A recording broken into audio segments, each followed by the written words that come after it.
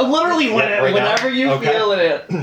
Hi, I'm Corey from the Lancaster Art Network. Micah is behind the camera, which off scene. And we are blessed with the presence of this artist here, and I'm going to let them introduce themselves. Hi, my name is Shannon. I am a Lancaster-based visual artist. My pronouns are he, him, and I'm thrilled to be talking with you today. We're thrilled to have you. Oh my gosh, what an honor. Well, let's discuss what you do. What kind of artwork do you work with or do? And yeah. So primarily what I do is digital illustration, and also some traditional illustration. I tend to dip in and out of both media, but primarily my focus is art that celebrates the human figure, and specifically the queer human figure. A lot of my work is very inspired by comics, like sci-fi comics of the 1970s, as well as Art Nouveau from Europe in the 1920s, which in turn was inspired by Japanese woodblock prints from the 1800s, and going all the way back and back and back. And there's sort of this lovely grand tradition throughout human history of movements of art that focus on depicting the human figure in these very beautiful, simple, clear lines. You can think of Greek pottery. That's a huge inspiration for me. And yeah, each movement has sort of inspired each other throughout history, and now here I am. That's fantastic. Yeah. So you said you kind of dip in between both medias. Can you give a reason why? Oh, absolutely. So most of my formal artistic training, whatever, was in figure drawing studios, with either chalk or charcoal or colored pencil is especially what I tend to prefer to work in, and that is still how I like to start any piece of art. I start from the figure. I don't usually go in with a specific finished product in mind. I just do a ton of figure drawing on usually even just newsprint. I don't get fancy with it. I have whole folders in my house of years worth of newsprint figure drawing, and I'll just go through them every once in a while and see if something jumps out, and that I have an idea from that for a finished piece. But yeah, and then once I have a figure or a sketch that I decide I want to develop, I will scan that into the computer and work digitally to finalize the line art and to do the colors. A big reason I switched to working digitally is just because it's more convenient. It's nice to not have a ton of art supplies lying around. It's nice when you can just use your computer. And also, because I got really into making risograph prints of my work, and I found starting from a digital file really helps to translate to a risograph print a lot more easily. What's a risograph print? That's a great question. So a risograph is sort of like if the best parts of a big industrial copy machine and the best parts of a screen print setup had a wonderful little technological child. It looks like a fancy copy machine, but inside is sort of a miniaturized printing setup, traditional printing setup. There are these big drums of ink, and the machine makes a tiny silk screen basically inside of the machine, and then it runs it over the drums of ink. And so the reason why you would ever want to go to the trouble to use this is because they're big drums of ink instead of little liquid ink cartridges. You can get you can have colors that traditional full-color printer wouldn't be able to do. So you can have fluorescent colors, you can have metallic colors. If you ever go to an art shop and see prints with a really dazzling fluorescent neon pink, that's a risograph print. That's sort of that's what everyone comes to Risograph for that pink specifically. It's also a very eco-friendly process. It's very, very energy efficient. All of the ink is eco-friendly. And we have a wonderful Risograph shop here in Lancaster called Resolve. Shout out to Resolve. Yeah, they're wonderful. Highly recommend. Get your Risograph prints from them. They do great work. So. Yeah, I have seen that process, and it is very interesting because it's like they print it by layer. Yeah. So it's not just like your typical printer will have the like you print pretty much the whole image at once. Yeah. But this does layer by layer, so you can have multiple layers of different colors, different effects and textures, and which I think is like one of the things that makes your work very beautiful. Oh, thank you. Absolutely. Yeah, it's a different way of thinking, and it's funny how it changes. Like it retroactively kind of changed how I work. At first, I was just making a finished piece of art and then converting it into the colors for a risograph print because it works with like a limited amount of colors. And after I got used to the process, I started designing the finished piece with the risograph print in mind. So, like I just select colors from the little palette of risograph colors now and work that way. Now, being a digital artist myself, do you find it easy, or when it comes to digital work, since a lot of digital platforms you can go layer by layer and have multiple layers, do you find that helpful when you're doing those kind of prints? Oh, yeah. Definitely. Yeah. Very, very much. And that is how when you convert it to a file for printing, you have to set it up so like all the blue is on one layer, all the pink is on one layer, all the black is on one layer. And so you don't have to start that way, it just has to end up that way. And now what I do is like, from the beginning, I'm like, okay, here's my blue layer, here's my yellow layer, you know. Yeah, it definitely changed the way I work, probably for the better, because it forced me to get organized.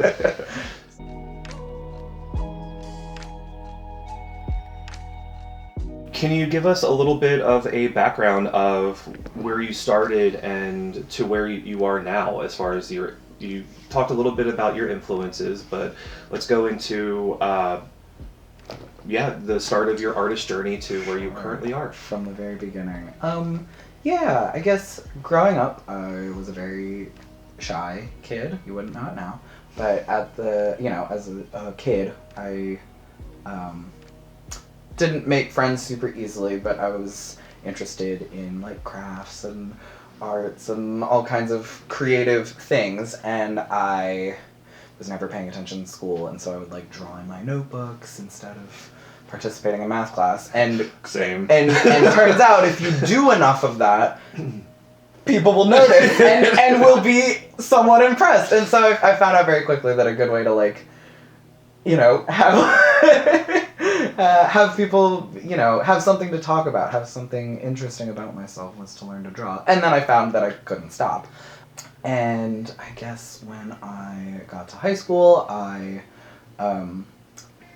was really interested in drawing people and faces, partially because everyone seemed to be afraid of doing that. Everyone would be like, oh, I just draw landscapes or animals, I can't draw people. And I like kind of took that as a challenge. Yeah.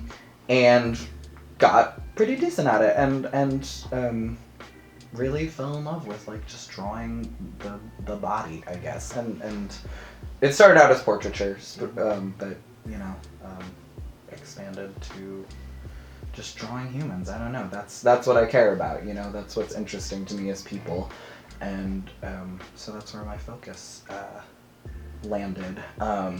When I was in late high school, I got a job as a caricature artist. I worked at Hershey Park for like 5 years drawing caricatures, and at the time that was like so different. I was doing realism, you know, I was like trying to like hone my practice drawing realistic portraits, and like this was just some dumb thing I did to make money. And turns out if you do it all day in and out for 5 summers in a row, it really affects your art practice. Mm-hmm. And so I got pretty decent at like exaggerating and simplifying and like a more cartoon leaning style. Mm-hmm. And so those two sort of halves of my art life kind of merged, and so I really landed on this not like comically exaggerated, but like stylized, very like illustrative? Yeah, illustrative and very like efficient way of rendering people, and I've been drawing that way ever since. Did you find within that journey of the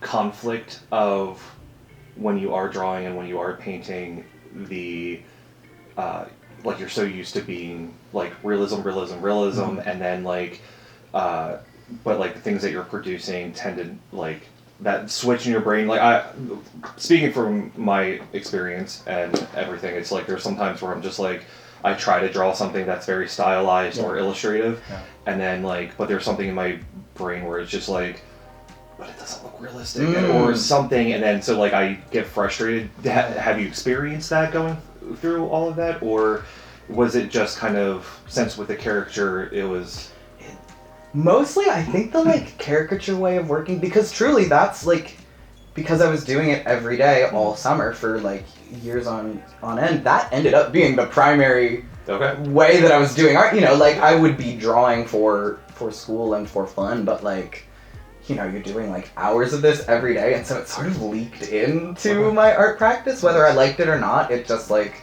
I was doing that so much that it changed my brain chemistry a little. And then also when I got to college and was doing figure drawing studies, one of the like warm-ups that you do in a figure drawing session is you start by doing these very rapid fire, like 5 seconds, 10 seconds, 30 seconds, like just draw whatever you can. And I found that it really encouraged leaning on that very simplified, exaggerated mode of drawing. And so yeah, it really kind of informed, like as I learned more about like anatomy and like more advanced drawing techniques, I guess, it was really informed by that lens of like simplifying. And I found it was fun. And I didn't love drawing caricatures of Hershey Park guests that much, but I liked the fun of like the quick, like draw something silly, draw something simplified. Like that's very satisfying, even if I didn't love doing it for a job. And so it was cool to like be able to apply that to something that I cared about. So. Challenge for anybody who's watching this: if you have a character drawing that Lee has created from Hershey Park, my gosh, please tag and share the photo. It would have been from like if you went to Hershey Park and got a caricature between like 2010 and 2014, 15. It might be one of mine. I guess something I think is incredibly important for every artist, maybe like the most important thing, at least it's been the most important thing for me, is having a solid, active community of artists around you. When I was going to art school in Kutztown, I was lucky enough to be surrounded, you know, in a formal education setting, it naturally fosters, you know, you're surrounded day in and day out with other people who are there to do the same thing that you are doing. But obviously that doesn't continue once you graduated. And so my friends and I recognized that, and as we got closer to graduating, we started to feel very worried about our prospects for the future. We all had things we wanted to do. We all wanted careers in the arts, and we were worried that we would get to the end of our schooling and sort of feel like we were thrown to the wolves. And so in the last year that we were all in school together, we started meeting every week. And what we started with was, what do we want our lives to look like when we get out of here? And we all just kind of like went around in a circle and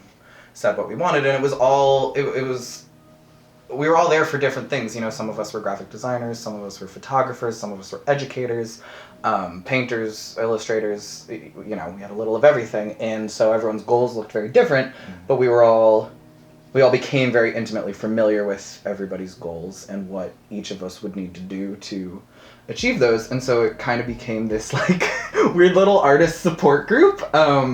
And we would meet every week and check in and like, how'd you do? Like, did you call that guy? Like, oh, you didn't? Like, what do we need to do so that you call that guy? Like, how can we help?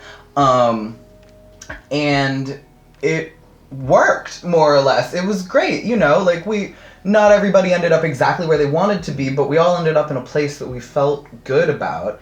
And we kept in touch after we graduated, and then the pandemic rolled around, and we all went, well, shit, we all suddenly have a lot of free time. Let's start that up again. Let's just start calling each other every week and check in and see if we are at where we want to be in life, art-wise and in general, and let's like help each other achieve our goals. And so we started meeting every week on Discord, and we haven't stopped, and it's been incredible, and it serves a number of functions. We lean on each other as our first, like, they're the first people who get to see new pieces of art that we each make and get like honest feedback. It's great because we've known each other long enough that we know the kind of feedback each person is looking for. We know the kinds of things we're each working towards, and so we know what kind of critique or encouragement is going to be the most helpful. And there's like 10 of us, so we're getting it from a number of different perspectives. So you get a lot of different kinds of advice and encouragement. But it's made all the difference for me. I meet so many people who are working artists who are, have a full-time job and they're doing art on the side, and they just find it like, it's hard to make art that it feels like nobody is looking at, or it feels like nobody cares if you do it or not. And even if you love it, it's hard to do if you feel like you're just doing it for yourself. And so for this little group, we have removed that obstacle. We've solved it for each other, Like I know for certain that if I stopped, someone would care. Yeah. And if I do good, someone's gonna care. And if I make something I'm proud of, I'm not just sitting in my studio going, good job, me, Yes. So we formalized into an art collective. We call ourselves the Caps Lock Art Collective. But I recommend, you don't have to form an art collective, just start, meeting and talking about art with your friends. I think it makes all the difference in the world. Once the pandemic, once quarantine lightened up, we had a big art show to show off all the stuff that we'd made as a result of encouraging each other. Little self-plug, we do it every year. It's coming up in November at Mulberry Art Studios. We're gonna have a big reception on First Friday. Everyone come check it out. It's gonna be great. Not everybody, I don't think everybody needs to have like an accountability group that meets every fucking week, but having a group, and not just like one or two people, having a family of artists is huge. It's such an incredible resource. Yeah, community is extremely important in the art community, especially in the art community, because we all have our own quirks about us, and sometimes we need those like personal cheerleaders in a lot of aspects, and also accountability partners too. And it's like there's that balance of having the accountability, but also having that like, I'm proud of you, keep going. And that is very vital, and I'm very happy you found that. Me too. I feel very grateful. Do you have any advice for people how to find something like that for themselves? If you have people in your life already if you are an artist who has other artists in their lives, all it takes is like formalizing it a little, just saying like, hey, let's start a group chat, or hey, in our case it was a Discord server. Discord is great because you can have different topics. So we have like a channel for I want feedback. We have a channel for just like every week when we like come up with what our goals are, like we have a channel where we just post that. We have like a side channel where we just post memes, familiar to anyone who's been on Discord. But it doesn't have to be a Discord. It can be a group chat. It can be a letter writing chain. I don't care what you do. Whatever works for you.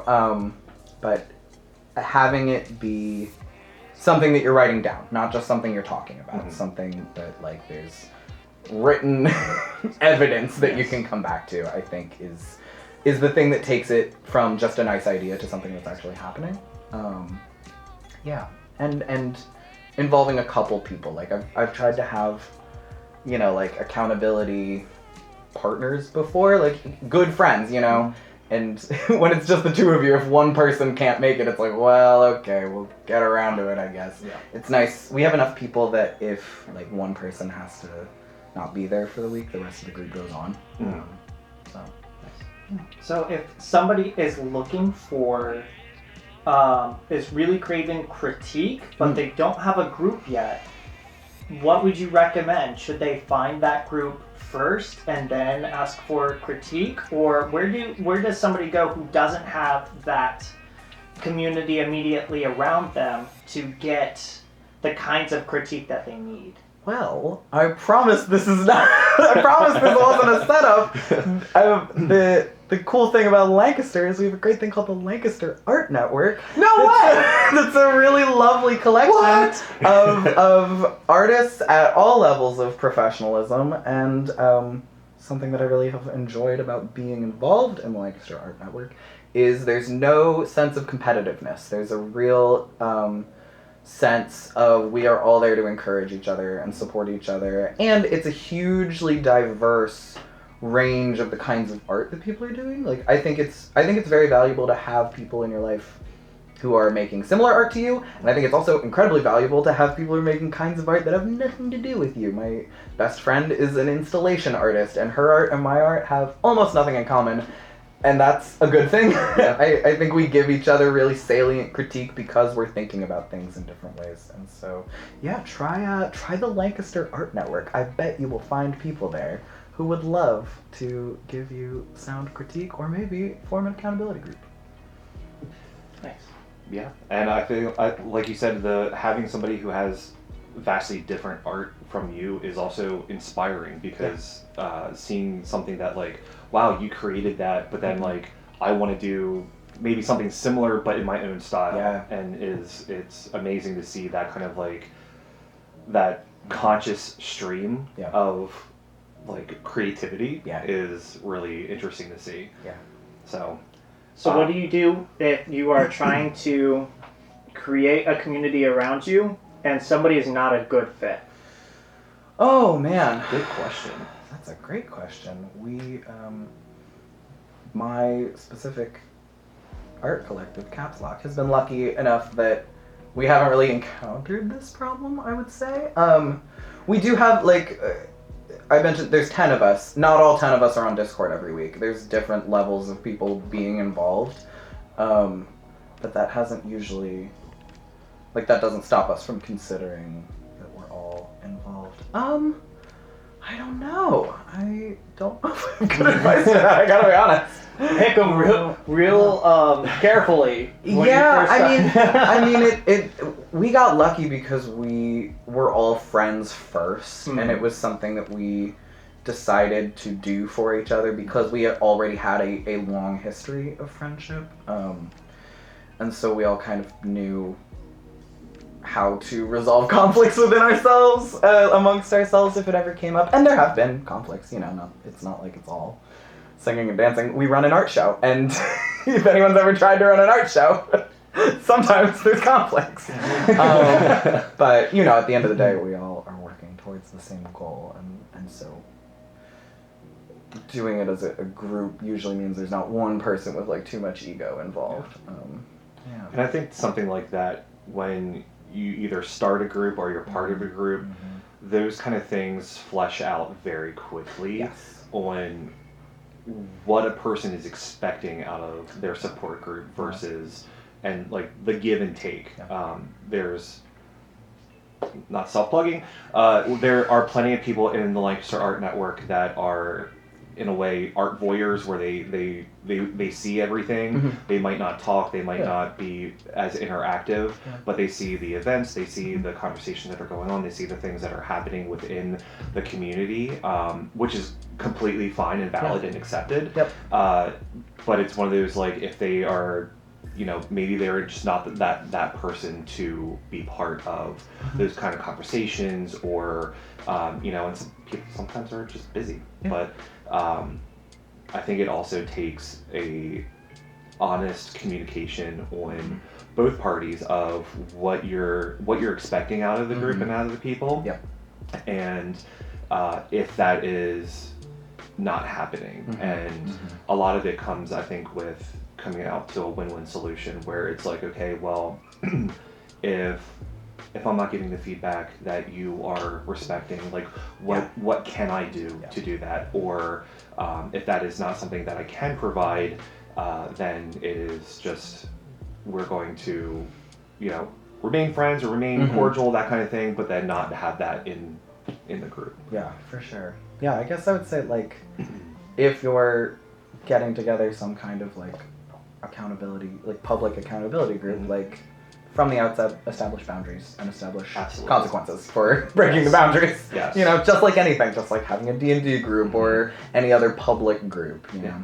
And, I mean, even merging D&D into this conversation, like, I've been part of D&D groups, and it's like, sometimes you just vibe with the group, and it's great, and then other times you don't, and it just kind of fizzles out. But I think a lot of those things just kind of evolve naturally too, where it doesn't have to be complicated or conflicting. Yeah.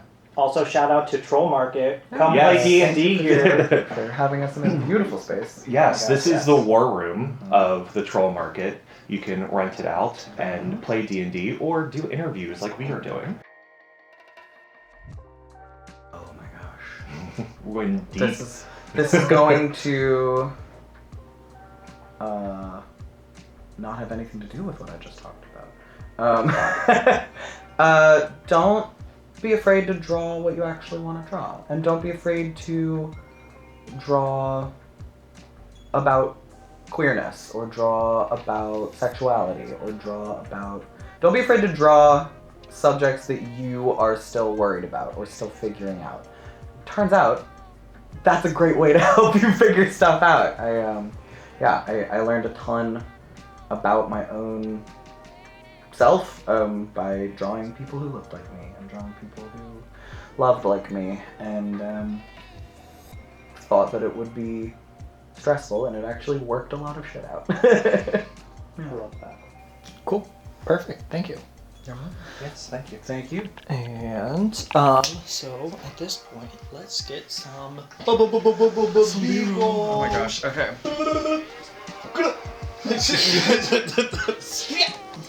Okay.